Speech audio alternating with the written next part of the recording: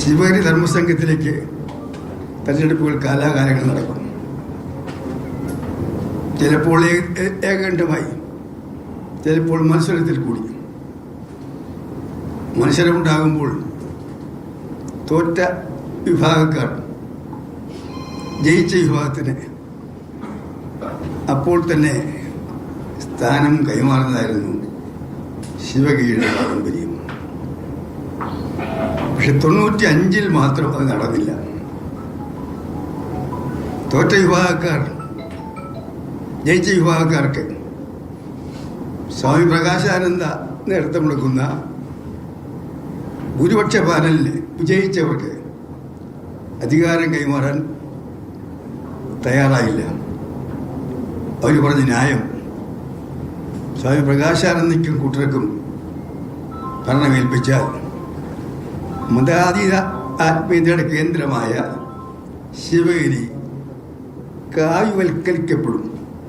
ഇതായിരുന്നു അവർ പ്രകടിപ്പിച്ച ആശങ്ക. പ്രകാശാനന്ദയും കൂട്ടരും ആദ്യം കീഴ്ക്കോടതികളെ സമീപിച്ചു. കീഴ്ക്കോടതികൾ പ്രകാശാനന്ദ സ്വാമികൾക്കും അദ്ദേഹത്തോടൊപ്പം ജയിച്ചവർക്ക് അനുകൂലമായി വിധി എഴുതി. ആമീൻ പോകും. അവിടെ തടസ്സങ്ങളുണ്ടാകും, എതിർപ്പുകളുണ്ടാകും, ചില സംഘർഷത്തിന് അന്തരീക്ഷം ഉണ്ടാകും. പോലീസ് ഇടപെടാൻ ഞങ്ങൾ തയ്യാറായില്ല. അവയെ പടങ്ങി വരും. അവസാനം കേസ് ഹൈക്കോടതിയിലെത്തി. ഹൈക്കോടതിയിൽ ജസ്റ്റിസ് ബാലസുബ്രഹ്മണ്യത്തിൻ്റെ ബെഞ്ചിൽ ആ കേസ് വന്നു. രണ്ടു ഭാഗവും കേട്ടതിന് ശേഷം അദ്ദേഹത്തിൻ്റെ ബെഞ്ച് തീർപ്പ് കൽപ്പിച്ചു.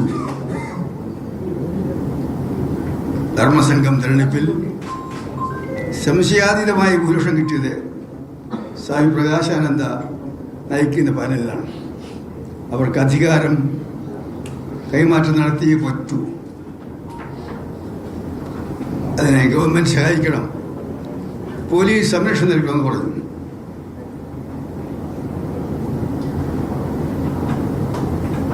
ആമീനുമായി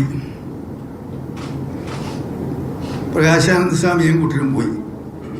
അപ്പോഴും തടസ്സം മടങ്ങിപ്പോയി. രണ്ടാമതും പോയി, അപ്പോഴും തടസ്സം. മൂന്നാമത്തെ പ്രാവശ്യം ഹൈക്കോടതി ജഡ്ജി ജസ്റ്റിസ് ബാലസുബ്രഹ്മണ്യം പറഞ്ഞു, ഇന്ത്യയിലെ ക്രിമിനൽ നിയമത്തിൽ പോലീസിനുള്ള അധികാരങ്ങളെല്ലാം ഉപയോഗിച്ചുകൊണ്ട് എന്ത് പ്രത്യാഘാതം ഉണ്ടായാലും പ്രകാശാനന്ദ സ്വാമികൾക്ക് അധികാരം കൈമാറണം. അതിന് പോലീസിൻ്റെ അധികാരങ്ങളെല്ലാം ഉപയോഗിക്കണം. ഇല്ലെങ്കിൽ കണ്ടംപ്റ്റ് ഓഫ് കോർട്ട് എടുക്കുമെന്ന് പറഞ്ഞു. അങ്ങനെ കീഴ്ക്കോടതി വിധി ഉണ്ടായി. ഹൈക്കോടതി മൂന്നാമത്തെ പ്രാവശ്യവും വിധി കൽപ്പിച്ചു. എല്ലാ അധികാരവും ഉപയോഗിച്ചുകൊണ്ട് ഇത് നടപ്പാക്കണമെന്ന് പറഞ്ഞു. ഇല്ലെങ്കിൽ കണ്ടംപ്റ്റ് ഓഫ് കോർട്ട് ഉണ്ടാകുമെന്ന് പറഞ്ഞു. ഇതിനിടയ്ക്ക് ഒരുപാട് കൂടിയാലോചനകൾ 3-4 മാസം നടന്നു. എതിർക്കുന്നവരെ പിന്തിരിപ്പിക്കാൻ വേണ്ടി, കാര്യങ്ങൾ ബോധ്യപ്പെടുത്താൻ വേണ്ടി.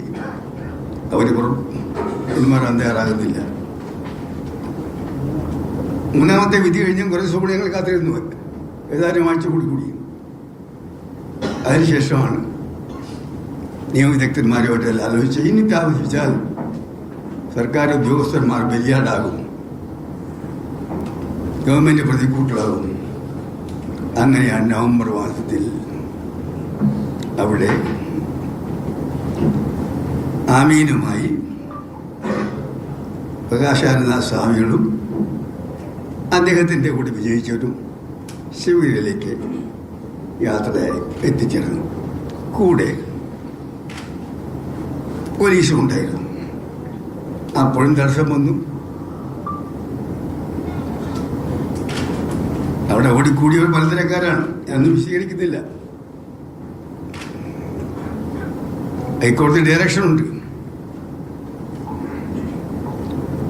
അധികാര കൈമാറ്റം നടത്താൻ തടസ്സം നിൽക്കുന്നവരെ മാത്രം മാറ്റി നിർത്തിക്കൊണ്ട് ഹൈക്കോടതി നിർദ്ദേശിച്ച പോലെ അവിടെ 95 ഒക്ടോബറിൽ സ്വാമി പ്രകാശാനന്ദ നയിക്കുന്ന വിഭാഗത്തിന് ഭരണമേൽപ്പിച്ചു. അതാണ് ശിവഗിരിയിലുണ്ടായ സംഭവം. അല്ല, ഒരു ദിവസം നാടകീയമായിട്ടുണ്ടായതല്ല, ഗവൺമെൻറ് ഉണ്ടാക്കിയതല്ല.